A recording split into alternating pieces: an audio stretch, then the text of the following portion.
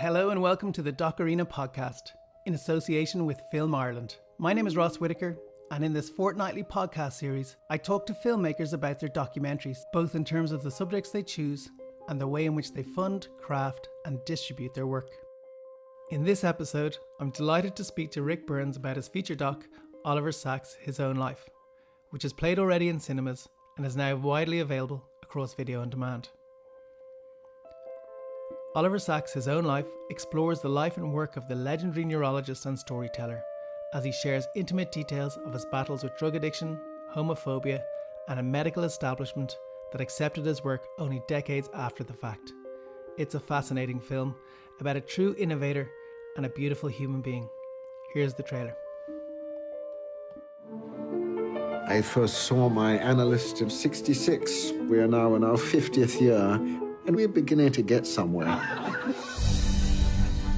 Please welcome Dr. Oliver Sacks. He was the first major intellectual who spoke about diseases to the general public in a way that they could understand.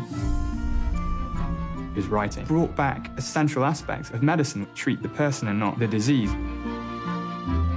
Life threw so many things at him, some of which he brought on himself. He was the first to admit. It was at that time they discovered that he was gay. Where do you go where your mother calls you an abomination? You go to San Francisco and stop writing home. From an early age, it was understood that I was going to be a doctor. My brother Michael was diagnosed as schizophrenic. I became terrified for him. Michael was one of the reasons Oliver did what he did. Much of my life has been spent trying to imagine what it's like to be another human being. His great gift was storytelling about the human condition in a medical context, emphasizing the fact that they saw the world in different ways. He would tell these stories so well that people who are brave, lonely, and left out are storied back into the world. Oliver was absolutely dismissed by fellow neurologists. He had his critics. For someone to say that he exploited his patients, I think that's absolutely wrong. Are you a doctor first and then a writer? The real answer is that I'm both, and in important ways they blend together. Oliver never lost that sense of wonder. 10 days before he died, he was writing.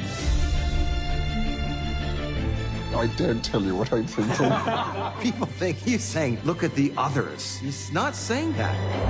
He's saying, look at us. Ric Burns, thanks a million for joining me.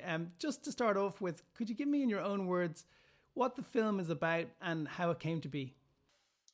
Right. I mean, in early 2015, Oliver Sacks' remarkable colleague, Kate Edgars, who I met once, who was originally a book editor and had come to Oliver in the 1980s to salvage a manuscript which he was floundering in, and stayed for the rest of his life. And Oliver became Kate Edgars' career. And Kate called and said, I have bad news. Oliver, I had never met, has a mortal illness and probably just 6 months to live. And would you guys come in and start filming him? And so without, any more ado than that, we were within weeks in Oliver Sacks' flat in Greenwich Village, on February 9th, a Monday, 2015, and started filming. First interview lasted 5 days, Monday through Friday that week, where, I'd met him briefly the week before to kind of like prep and plan a little bit, but, he was essentially indefatigable, though dying of cancer. We had by kind of leaping into the deep end of the deep pool that was Oliver. It was the best way to do it. And what emerged from that first filming, those 60 hours, and then more filming we were able to do in April of 2015 and June of 2015, at which point Oliver kind of retreated into his close, the family he had made for himself, and did indeed die on August 30th, 2015. What emerged from that was, what had been, was a remarkable experience. where Oliver had only in the last few years of his life decided to come to terms publicly with the things that had been most difficult for him. His sexuality, which was carefully guarded. He was a closeted gay man for most of his life. His struggles with family, with any figure of authority he ever came into contact with. He was fired from every job he ever had. And his attempt to, what somebody else said in a different circumstance, Eugene O'Neill's life, the kind of seeking flight that Oliver was engaged in, both running from himself and trying to find himself, which was a lifelong undertaking. And he knew deep down that finding a way to come to terms with his sexuality in a meaningful way was crucial, and with these other torments and tribulations. And he had written a book, but not yet published it when we did the interview. A remarkable memoir, On the Move, whose pub date was moved up so that he could see it before he died, in which he grappled with these things. And then there was sitting down with us and talking about it. And what emerged, Ross, as I know you're aware, these processes of making films are humblingly, if not humiliatingly, challenging each time out. Let's just say they don't make themselves. But what really emerged as this film, kind of increasingly the way films do, tells you what it must be, and then if you're obedient enough, you'll follow those dicta. Was it's a story about a man towards the end of his life, looking back over where he came from and what he thought was meaningful about what he'd done. Born 1933 and in the event died 2015. It was also a story of that same person facing death and grappling with his mortality. And obviously that second story powerfully impacted how he was looking at his whole life. Nothing quite focuses your mind and feelings quite so much. And at a certain point, the facing of his death, imminent death, became the same thing as the biographical story he and we were seeking to tell. And once we got to the point where we understood how simply and purely that was the story we were there to tell, the film, after only 3 or 4 years of working on it, began to fall in place. And I think that at its heart, the tremendous coherence which was in Oliver Sacks's life and work and thinking and writing, I hope came through, and that we were able to kind of penetrate to what that coherence is. It is not given to all of us to have coherence in our lives. Most of us, myself included, are content inevitably, if we can be, to just sort of lead the kind of flotsam jetsam existence. But Oliver was not that. There was turbulence, there was contradiction and deep complexity and torment. But at the center of it all was, a human being wonderstruck from his earliest age by what it is to be, as he put it in a beautiful late essay that was published in the New York Times the week after we filmed him, a thinking animal, a sentient being on this beautiful planet, to have had the random fortune of emerging with a self, looking out at the world from your own unique perspective, irreducible to anything else. And I think he was really, a philosopher would call it, consciousness. I think he was within his own consciousness, as we all are within our own, so deeply, deeply moved, troubled, mystified, thrilled by that experience. And it's the red line that runs through his entire existence and his work. He's so always gripped by what it is to have this mysterious experience that, after all, only each of us has access to. And we spend our lives trying to communicate it to others. as they do to us. And that's, after all, what Oliver's life was. And it was that way as a writer, as a human being, as a clinician, as someone who dealt with others who were locked in. And Oliver's, I think, fundamental insight is that in some sense we're all locked in and all capable of connecting.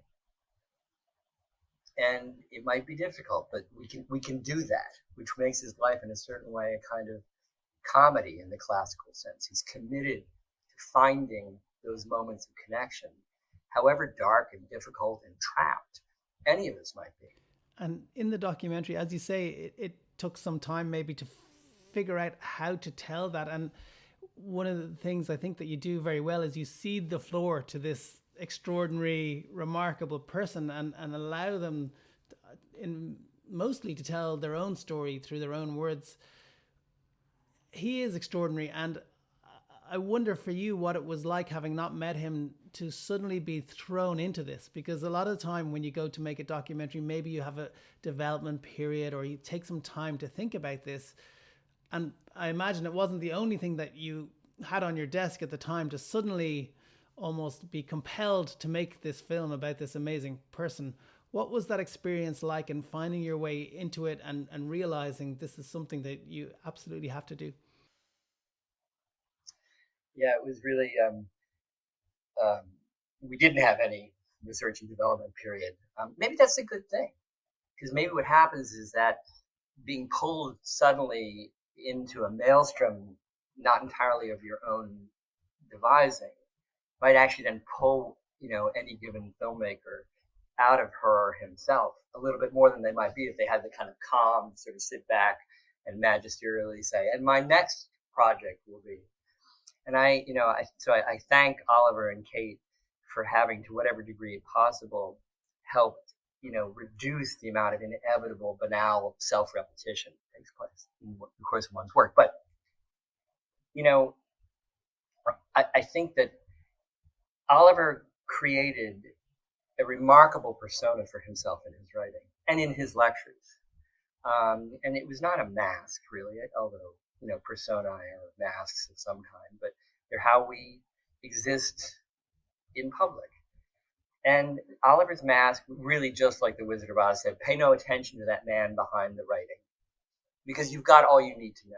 He is, he's empathetic, warm, obviously incredibly educated and brilliant and sensitive and sharp. And therefore, the point really isn't about him. It's about these remarkable human beings who have been his patients and sometimes colleagues. And so to meet Oliver was to instantaneously not have to have that persona ripped away, but to realize, oh my God, it sits in a supple way on a vastly complex human being. And so the first thing is you can feel the ship of your own awareness kind of like moving around on the surface of Oliver, going, wow, this remarkable, as all his friends, remarkable set of apparently contradictory qualities, deeply, deeply shy, and then massively, exuberantly self-expressive, very, very, very polite and fastidious, and then, let's say not so much vulgar, but self-expressive in a way that no one will ever, who sees this film, forget Orange Jello.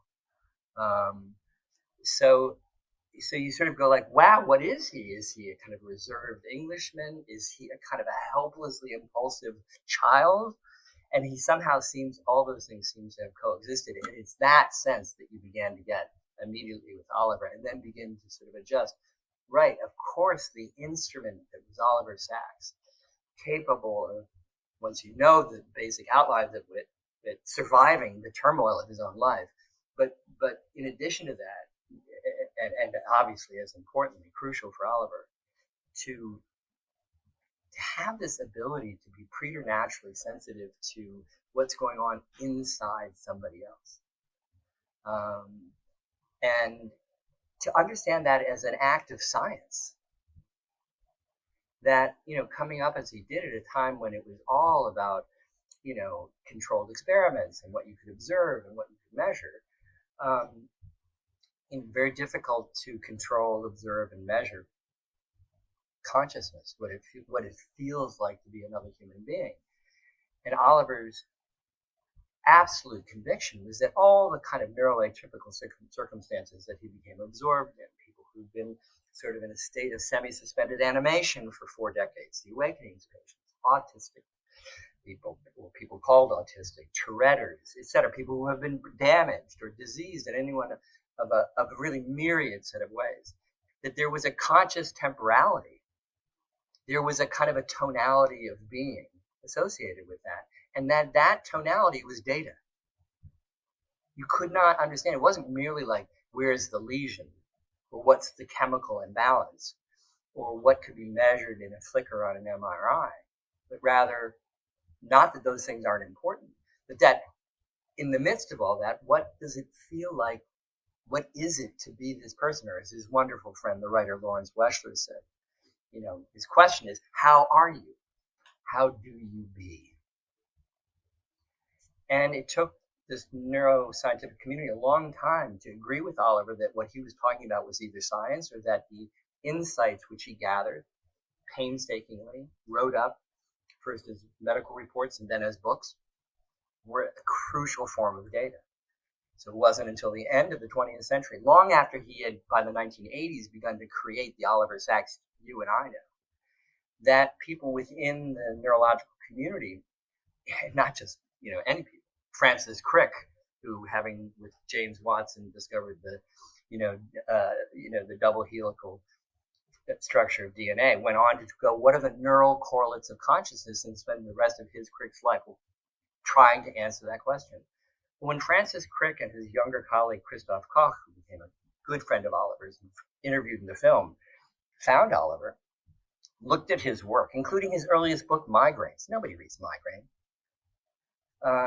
Were so struck that things that they had reached kind of a provisional theoretical sense of with respect to how consciousness is constructed in the brain, and not just of human beings, could see data in Oliver's book on migraines. Oh, right.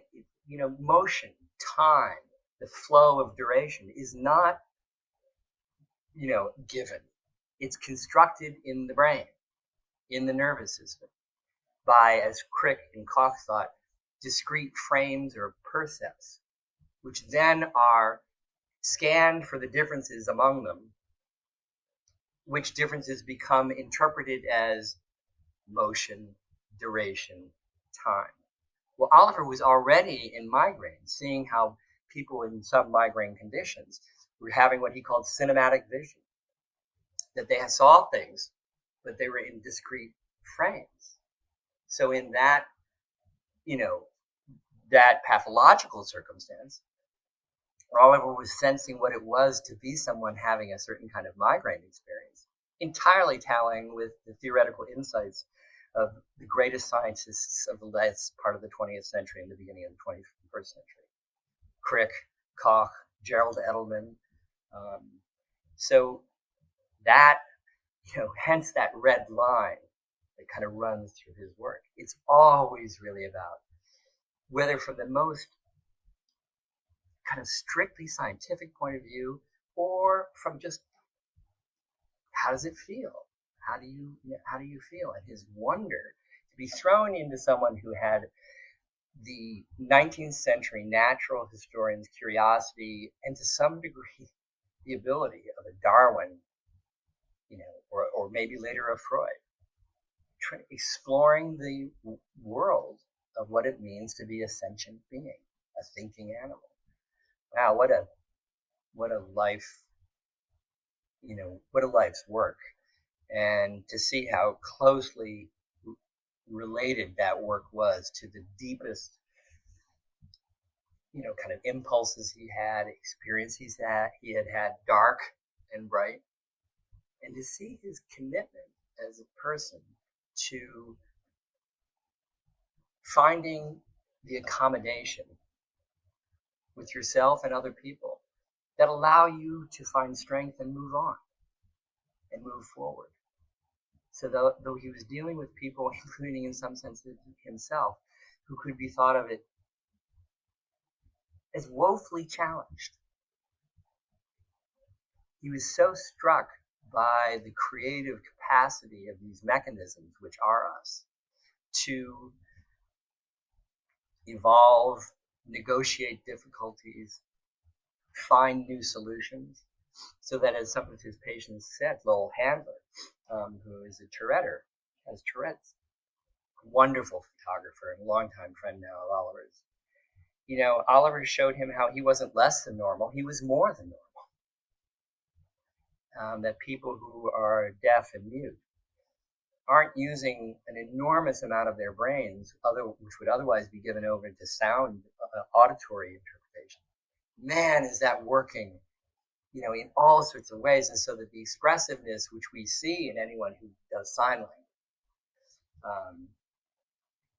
is an expressiveness which is akin to language. It is a language, but man, it's using all sorts of things in a completely different way that we language speakers, we tonguers, we can't even begin to think what that's going on with that. And so that there are whole continents of neural possibility which can open up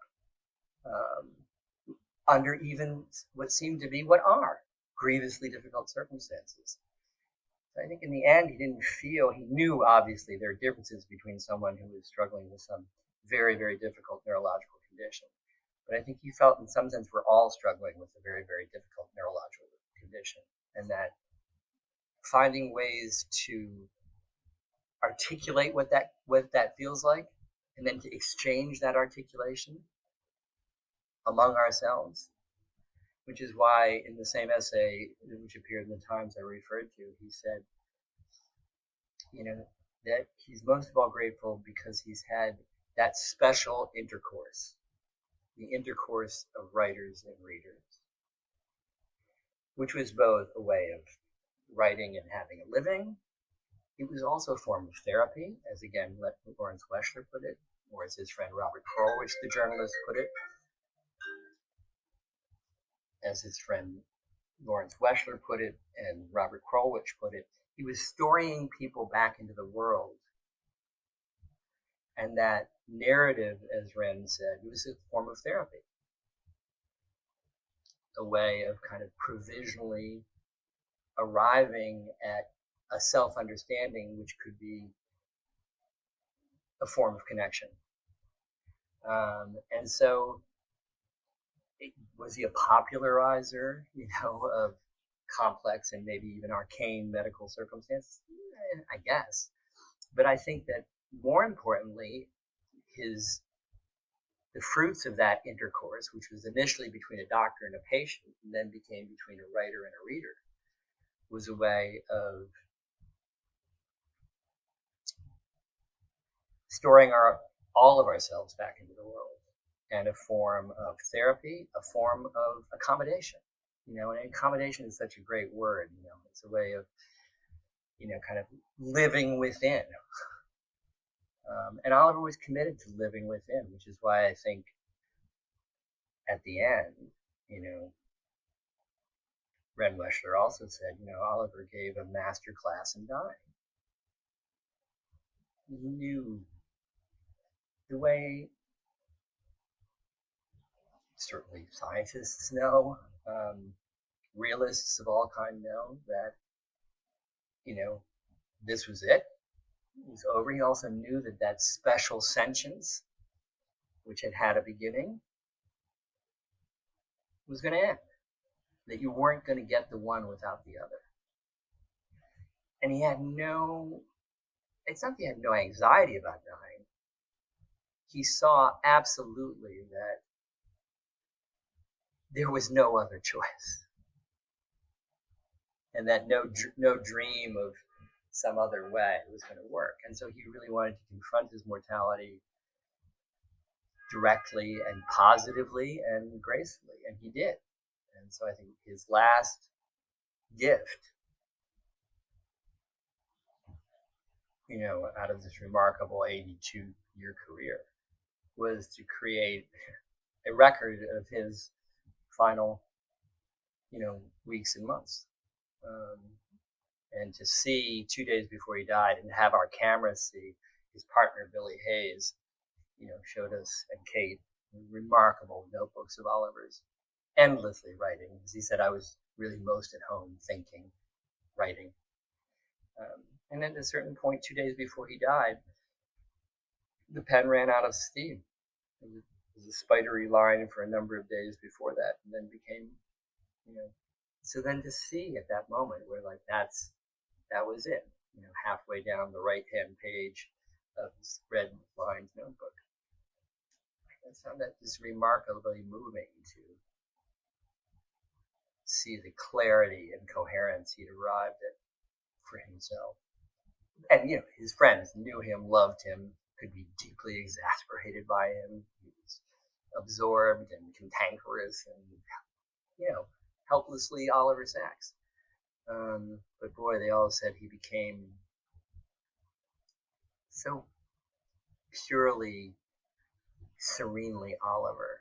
Not a different person, but more of whom he had always been in such a lovely and focused way. And that too, I think everyone knew. It allowed all the people who saw him in his final weeks. Christoph Koch, great neurologist Isabel Rapin, Paul Theroux, the writer, and many, many people who saw him in his final, couple months and weeks, just were astonished how lovely it was to be with him. How, Paul Theroux described, and what are you writing about, Oliver? This is 10 days before he died. I'm writing about creativity. That's who would not take enormous courage and sustenance from a complicated kid from North London, family of Orthodox Jews. I love the fact that he was an atheist, English, Orthodox, Jewish homosexual, which meant that, he was going to basically, it was inevitable he was going to live his life out in New York City, and without ever getting citizenship. But he was a citizen of this kind of place, which is New York, in any case. Can I ask you then, and I think you're in New York too, obviously he wasn't too far away. You, in making this film, had a kind of ticking clock in that you knew that, he was going to pass probably within 6 months or a year, that you may have a limited number of opportunities to spend time with him. That can sometimes happen, either known or unknown, but it presumably creates a certain type of pressure or a certain type of questioning of yourself to wonder, what is it I actually want to focus on in the little time I get with this person? How did you think about that and address that? It was a project that began with an immediate affirmation. Yes, we'll do this, Kate. Edgar, we'll come in. And, the circumstances were, for me, unique in the course of making a film, for me, where, you're dealing with someone at the major crossroads of their life.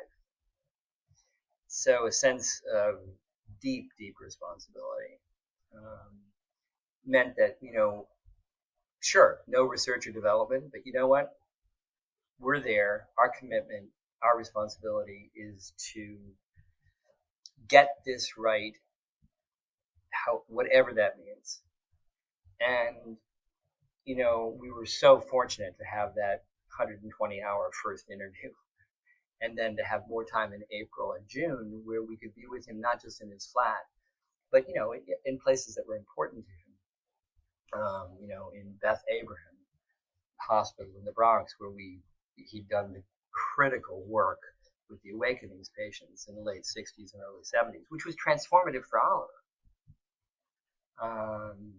for a variety of reasons. Or to go to places like the Botanical Gardens. In certain ways, to be able to go with him and see a patient in an extraordinary residential hospice kind of place in Queens, Little Sisters, where he saw Peter Caporelli, who's all but paralyzed. And to watch Oliver with a patient who it was okay that we were filming him from Mr. Caporelli's point of view. It's just incredible.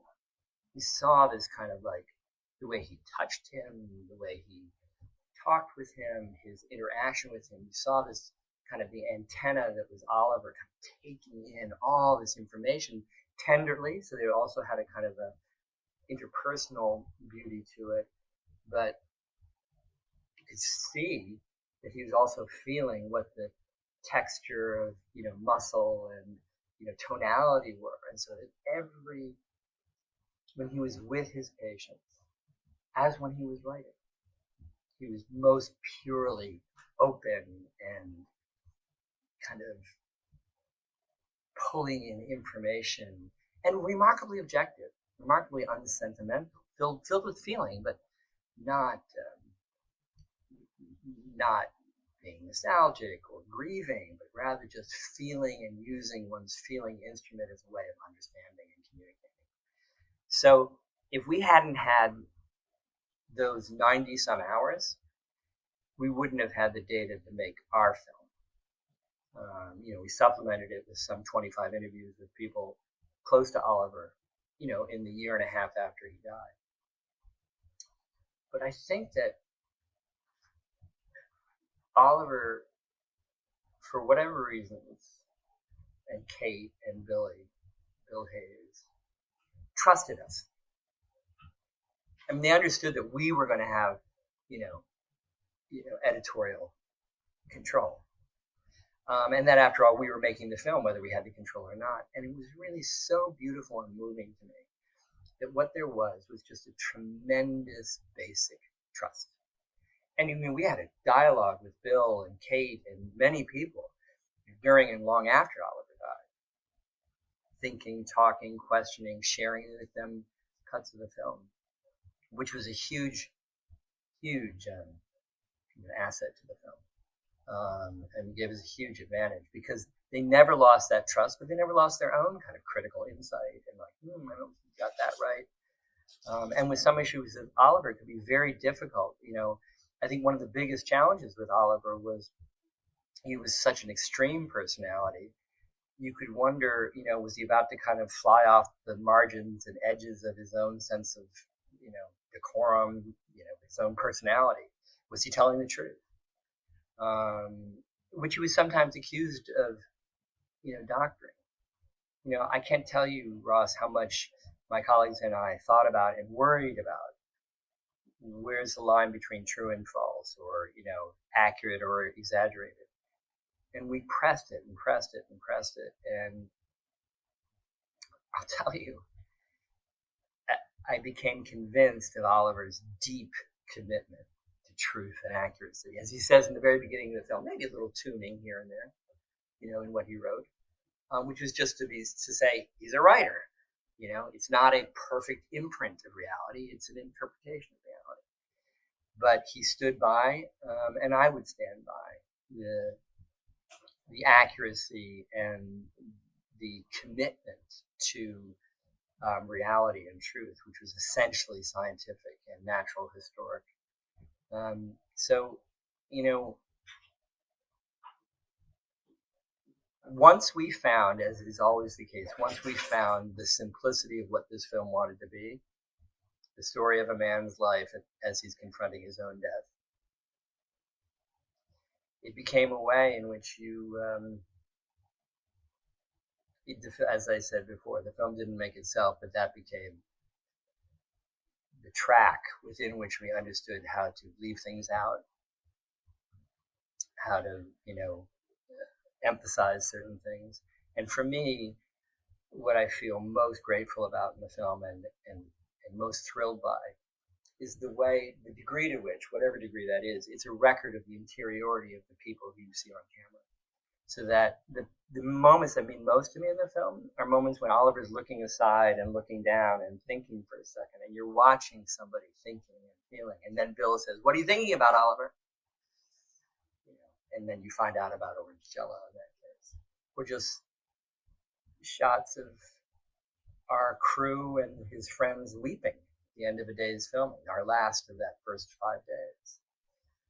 So that, we only have access to our own interiority, but sometimes in language, sometimes in film, sometimes in a variety of media, you're able to understand through what you see and hear what's happening that you can't see and hear. And that interiority of this cohort of people who are Oliver's self-created family was remarkable, both to be around, but also that they would let themselves be seen and be felt. And I think that it's a record of the collective inner lives of, a couple dozen people with Oliver Sacks central, who spoke and felt so genuinely. So that's we're all of us hiding, as well as all of us locked in. And it was a remarkable experience to be with people who are willing to both understand and accept that as the given, but also to be themselves for what's, after all, a kind of created, and for many of us, self-conscious experience. The camera's rolling and the sound man's moving around, but they just basically waved that away.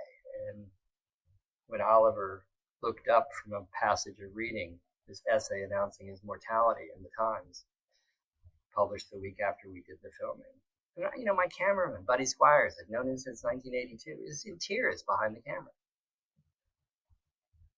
He met Oliver 5 days ago. So there's just this kind of, what can you say, this kind of, to convene around one's common humanity with other people, honestly, with some combination of restraint, but also being there, that's incredible. So, there's an incredible long dead humorist for the New Yorker, S.J. Perelman, who famously said of himself, writing in the third person about himself, they broke the mold before they made him. No question, Oliver's in that camp, and thank God, because what came out of that beautiful fractured mold was something that was really groundbreaking and is permanently there. His colleague, neuroscientist Christoph Koch, said, Oliver's writing will be around 1,000 years from now, because we don't have any other record of what it was to feel and be in these remarkable range of neuroatypical ways. That data is a part of the permanent human record. Like Pliny was Koch's example, or Thucydides, who was all but in the war.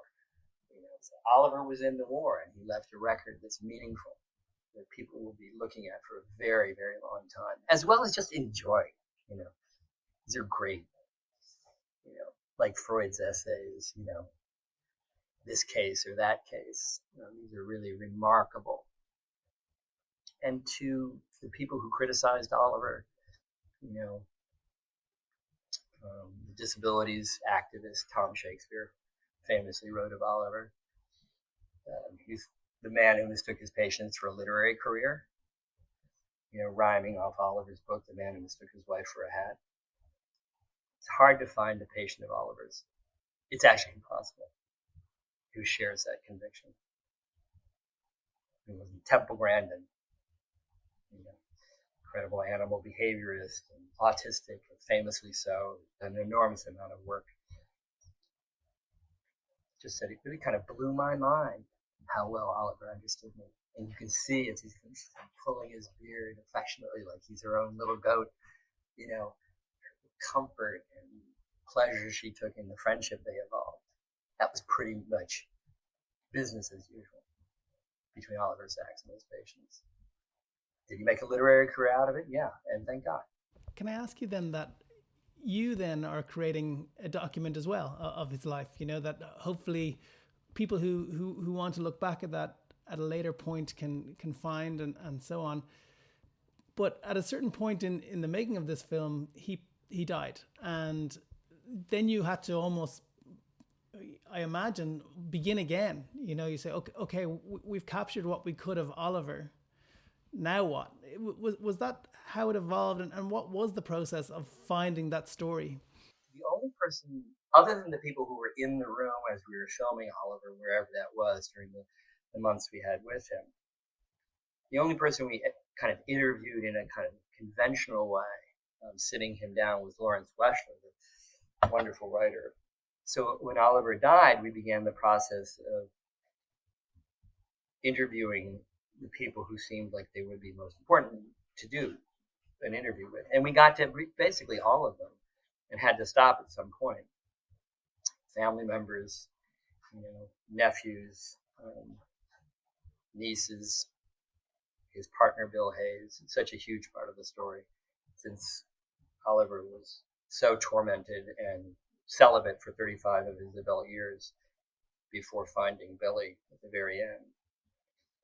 And so, kind of piecing together through interviews and filming in various places, and filming his library, filming the elements, he collected, as is revealed in the film, but he revealed it in many other places. He collected, one of the elements in the periodic table for every year he was. So if iridium is 77, he has to have iridium by the time he's 77. Who does that? But that was very, very like Oliver. And so to be able to see the artifacts of Oliver's life like that, the books, the elements, the chemicals, the periodic tables he had, he was obsessed with the periodic table. Because his obsession was really not just about kind of like neurology. He dealt with what his colleague Christoph Koch described as, there were the three fundamental questions which science addresses, Koch said, kind of effortlessly and magnificently for us in a piece of film that didn't make it in. Science addresses three fundamental questions. Why is there something rather than nothing? What is the origin of life? And what's the origin of consciousness? Three questions, as he summarized, all questions of Genesis. Oliver was equally obsessed with all. Hence the periodic table. Hence his love of ferns or lemurs or animals of all kinds, mosses, and human beings. And they're multifarious consciousnesses. And he saw them as all interrelated. And so what we discovered in interviewing people was that you were going to find the natural scientists and the physicists and the neurologists and the biologists and the botanists and the patients and the family members, because those were all, and the friends and the writers, because those were all part of the web that Oliver was. And in some sense, the beauty of that inextricable interconnection among those attempts to answer those three fundamental questions characterized, in a sense, Oliver's life. So sure, we knew him as the writer about neuroatypical conditions, also a doctor. But, the kind of warp and woof underneath it all, or running through it all, had just such a beautiful texture, which was not imposed on his life, but emerged from his always evolving understanding of the world and his attempts to grapple with those three questions. And I think we got to the point where we kind of understood intuitively what I'm babbling about now, and then understood that our task in some sense was to create a story too, as you so rightly said. And so, not that Oliver Sacks needed to be storied back into the world, but this account of who he was up to and past his death on August 30th, 2015, was going to be something that was, in a sense, our responsibility. It also kind of reiterates the amount of material that you had. I mean, 90 hours of interviews, 90 hours of interviews with him alone, or footage, 25 other interviews, all of these books, an incredible number of photos in the documentary, and also footage. He filmed so much of his work. And, it's not unusual for a documentary to take 4 years to make, and it's definitely not unusual when you have that level of material. But also, I suppose that after that initial period, you had to kind of come up with a way of thinking, how are we going to get this out into the world? And the credits of this documentary, some of the exec producers, they're a who's who of documentary filmmaking of today, so it was interesting to think of it on one level as this kind of experience that you had within several months where you and your crew spent time with him, and then beyond that, making it into this film that would go out into the world. What was going on there in terms of deciding who to connect with to bring this film out and make sure that it meets the biggest audience possible? God, I'm so glad you asked that. I was just kind of rattling on, and this is so crucial. The people who made this film, Geraldine Dreyfus, Julie Goldman, Chris Clemens, Rocky Collins, to just name a few. People from, Julie and Chris, some of the best independent documentary filmmakers, Rocky Collins, Geraldine Dreyfus, who's kind of legendary in the independent documentary film community in this country. It sits right in the middle of it.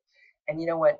Geraldine and Julie said to me early on, she said, Rick, this is an opportunity to really make something different. By which, I didn't, bristle much at the thought that what they're saying is like, don't do the same old thing. But they were right. This was an opportunity. But you know what, Ross? Sure enough, you saddle up the old horse and he begins to head out to the same pastures. And so a lot of the process of making this film was the struggle with Julie and Chris and Geraldine and Rocky and really another whole tier of people from, the Howard Hughes Medical Institute and, the Simons Foundation and Wellcome Trust and many other people, which I really have to thank enormously. Wellcome Trust in England, Lucy McDowell, they were really early supporters and extraordinarily keen viewers of early versions of the script. And to have that kind of team of people, and I pissed and moaned, when people would say, no, that's not the way to begin it. And I go, whose fucking film is it? And, so all those kind of normal, 2-year-old ways in which filmmakers so frequently feel and behave. But the fact is that the film, as it's completed, came out of the friction of these strong-minded people among us all who were saying, you know what, sorry, pal, you don't know it, but you kind of either went off the rails or took a shortcut or have done something. I know you love it, but it's just not worth it. It's redundant. And in the, routinely ferocious scrimmage that goes on when you're lucky enough to have incredibly talented people with you, my wonderful longtime editors, genius in her own right, Li Shin Yu, YU. Finally we kind of took in all of this stuff and shut our doors and made a film going, we are going to make sure that all of us are on board with this, meaning that whole large group of people. And so I just thank our lucky stars, my lucky stars, that there was this incredible team of people, each of whom had that strength of just going like, sorry, it's not. I don't understand why or how or that. And so it was really, there is a big crew of executive producers. And the best executive producers kick your tires and send you back to the shop. And, they do it lovingly, but, uncompromisingly. And, one of the real dangers of success is that you may come to believe as you get older and your career doesn't tank that you don't need that anymore. Well, I'm here to say you need it all the time. Always. And there has to be that, sharp edge of the real, as Kate Edgar described her relationship to Oliver, which he understood immediately very much was an echo of his mother's relationship with him. loving, critical, objective, not condemning, but always, holding on to the handrails of reality. I would honestly say that if the film has any quality, it comes from that, the process I've just tried to describe, and each filmmaking process is a little bit the same and a lot different from every other one. But boy, you want to have that. You want to have the people who are kicking your tires and sending you back to the shop. So really grateful for that. As a final question then, Ric, you've been at this for a while. I've seen some of your films in the past and there's few documentary filmmakers that you wouldn't compare to in terms of the quality of your career. What are the things that you feel that you've learned over those years that you could pass on maybe to an up-and-coming documentary maker or someone about to embark on their first film? Wow. That films are chains of events going on inside people. Now that chain depends on the light and sound that's happening out here. But in manipulating the light and sound, that's not the chain you're interested in. How people are feeling in relationship to that. And it's, you can see what's up on the screen or hear what's coming out of the speakers. You don't have immediate access to how that chain is making people feel. So obviously, people who make films have to be the first member of the audience for their film, long before there's a film, long before they've shot anything. They have to be beginning to respond from the inside out and use that quality. And in that quality of sentience and perception and feeling, which all of us have but can't be seen. And, that quality has to be there from the beginning right through to the end. And that, in that respect, having used words like beginning and end, I don't care how freaking Godardian you are, and I love Godard, or Stan Brakhage, every film, short, long, experimental, wildly radical, conventional, is a story. Because there's a process that begins when someone lends their attention, one hopes, to the thing you've made. And it has a beginning, a duration, and an end. So you could try to make it non-narrative, but your narrative would be that you're trying to make it non-narrative. It'll be a narrative. And that you have to find out what your story is. And your story is, what's the thing that people begin to feel? It's not the topic, it's not the subject matter, which are crucially related to the story. It's what's happening inside the audience, first of all, you and your colleagues, as you make a film. And all the chivalrous, kill your babies, don't repeat yourself. Yeah, totally. But that's all because if it's working, the repetition is going to slam people in the face and send them off the rails. They're going someplace which they partly know and partly don't know, which is what any story is. You're taken off. It's an adventure. And your audience, if it's working, your audience knows they're going someplace and they don't know all about where they're going to get. And if you throw something in that kind of repeats something unnecessarily, it's a distraction. If you don't know where this film is going, it's a distraction. And so what you're looking for is for people who will voluntarily, they can turn it off anytime, lend themselves, lean into what you're doing. And the only way is to follow those simple rules. So that's it. I mean, what's great is that it's embarrassing, but I've now exhausted everything I've learned about making films since I began with my older brother Ken in the early 1980s, when I didn't think I was going to be a filmmaker, but a professor of English, heaven help us. Then one day I can remember sitting in Ken's editing room up in Walpole, New Hampshire, when he and his then wife Amy Steckler were making a film about the Shakers, and seeing how unbelievably powerful was the dissolve from a close to a wide shot of a Shaker broom in a shaft of sunlight. and how hugely powerful just that moment was. It was kind of like a frisson, though it was kind of a warm shot. And, pretty much that's when I went like, this is so powerful. And also, it wasn't like making like a series of, kind of like film strips. It involved lots of knowledge, but then this funny thing that filmmakers do, which is to create this inner experience for a wide group of people so that someday the lights go down and hopefully, up comes this thing. And people quiet. I love that thing where the movie starts, and if it works, you can just feel this kind of quieting taking place. And it's not the pressure leaving the room, it's almost the opposite. It's the pressure coming from sustained human attention and emotion. I don't know. I've certainly never done anything more difficult.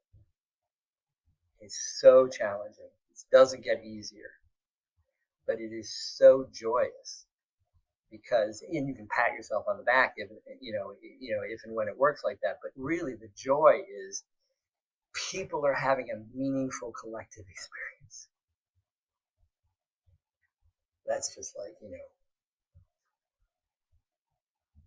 family, love, creating things and meaningful collective experiences. That's basically it, so, that's, and if you've got that bee in your bonnet,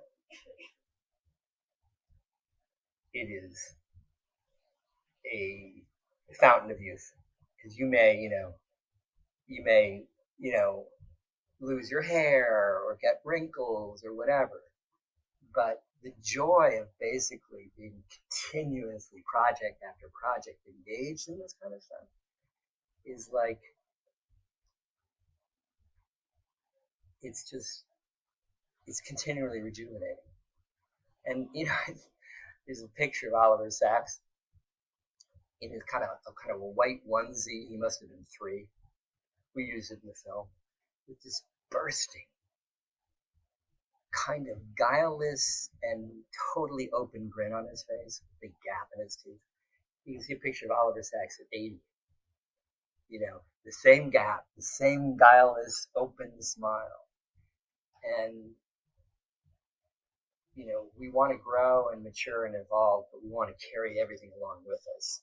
And, I feel like,